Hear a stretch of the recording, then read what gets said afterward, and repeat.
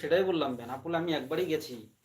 প্রথম দিন তো গিয়ে মনে মনে বুকে আর জল নেই, ঠিক আছে। বিএসএফ মানে প্রথমে যখন আমাদের একদমই কাছে, আমাদের বাড়ি থেকে যদি আমি যাই কখনো, বাড়ির থেকে 1.25 ঘন্টা লাগে, 1.25 ঘন্টা বা ম্যাক্সিমাম 1 ঘন্টা বর্ডারে পৌঁছাতে। তা আমি তো অতটা জানি না, আরও মানে অতটা তখন নলেজ নেই অতটা, মানে ছোট বলতে মানে বুঝি, সব কিছুই বুঝি, ঠিক আছে, এটা অমুক অমুক জায়গা টমুক সব এগুলো বুঝি। তো যার সাথে আমি গেছি বাইকে করে তো নিয়ে গেলাম। প্রথমে দেখলাম দুজন একদম মেন গেটে, দুজন একদম AK-47 এরকম দাঁড়িয়ে আছে। হঠাৎ আমি দেখলাম যে সেনাবাহিনী দাঁড়িয়ে আছে, বলছে এগুলো বিএসএফ। ঠিক আছে বিএসএফ। এবার যতই না আমি ভিতরে ঢুকছি, প্রথমে একটা প্রথমে একটা দুটো দেখলাম, পরে দেখি একজন সিঙ্গেল ঘুরে বেড়াচ্ছে বাজারের মধ্যে। পরে যত আরো ভিতরে যায় ততই দেখি বেড়েই যাচ্ছে।